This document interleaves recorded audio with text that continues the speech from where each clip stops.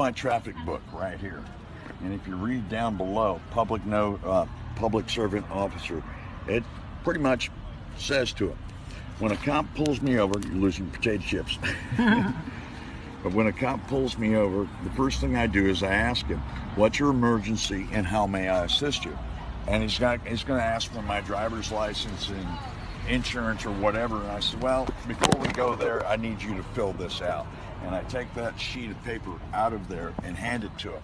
Before we can go any further, you need to fill this out. Once he reads this, it already puts him on notice that I'm not playing games with him. And then you open up the book,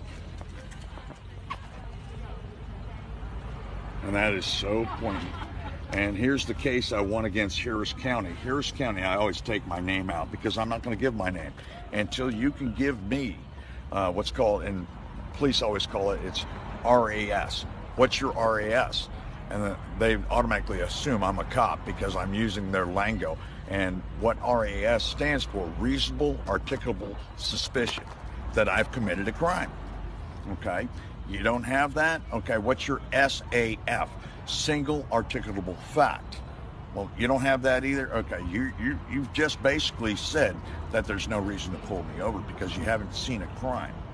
Okay, here's the case I won against Harris County. You can see the stamps and date, and they ended up buying me a brand new Porsche 911 Turbo all-wheel drive convertible with them pulling me over and letting me spend a night in jail. So, and here's the lawsuit, and I've got these for everybody to see, and you can see that it's all put together, and there it is, signed by the DA and stamped, showing they lost the case. And they lost it, and they paid and you I what? sued them. And what did you win? $250,000 for a night in jail. And then Supreme Court says no license necessary to drive an automobile public highways. Now these are all documented. So what this is called stare decisis. Okay, we're running a case that's already been won in the Supreme Court, and they're in violation of their oath of office when they don't pay attention. My license plate doesn't give you, if you look at my license plate, the license plate alone says I'm not in commerce. Now, if I have a license plate like this car over here and that car over there, they all have license plates. License plates mean I'm engaged in commerce. I'm not engaged in commerce. This doesn't give them the authority to pull me over because they see that. Where do you see that I'm engaged in commerce? What gave you that suspicion that I'm engaged in commerce? You have the right to travel freely unencumbered, and that's all in the law. And when we look at the law books, Supreme Court has already ruled on this. And you go back to what is a license, and I want people to do their own homework. Go read the case of Murdoch versus Pennsylvania, or read the case of Shuttlesworth versus the city of Birmingham, Alabama. These are showing that you don't need a license. A license is to do something that is immoral, that's sanctioned by the government, like a 007 license to kill. Okay, that's immoral. They need to be licensed by the state. In other words, they're protected by the state on that. There's nothing immoral about leaving my house to go get a gallon of milk. I only need a license if I'm using the public property.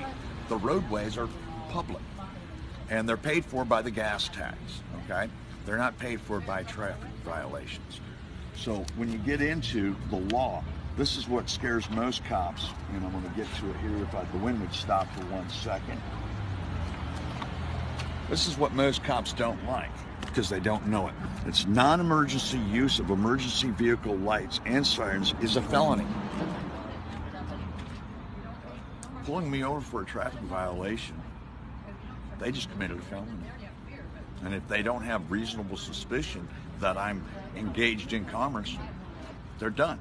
And I'll bring out my brother's, I'm gonna put this away real quick. I'm gonna bring out State Trooper. This was his book that he had in his car, okay? Texas Criminal and Traffic Law Manual. I went to his car and I made him read this, and you're gonna love this. This is out of their own law books. This is the LexisNexis. And it says under section 502.003, registration by political subdivision prohibited, except as provided by subsection B. A political subdivision of this state may not require an owner of a motor vehicle to register the vehicle, pay a motor vehicle registration fee, or pay occupational tax or license fee in the connection with the motor vehicle. This section does not affect the authority of a municipality to, right here, license and regulate the use of a motor vehicle for compensation. So if I'm not engaged in compensation, being paid to go from point A to point B, I don't need a driver's license. I don't need to register my automobile. And it is an automobile. What about Massachusetts? All traffic codes are pretty similar because they're all federal. They're pretty much the same. Is that a copy of Massachusetts? Yeah. It's going. You can online. You can find it, and I will tell you. You go to like Amazon or eBay and buy a used one. My brother had to pay $300 for this book. Okay, and then you look at it here. Imposed a permit fee or street rental charge for the operation of each motor vehicle, okay, used to transport passengers for compensation. So who needs a driver's license? A taxi driver? Anybody that's engaged in making money using the public property.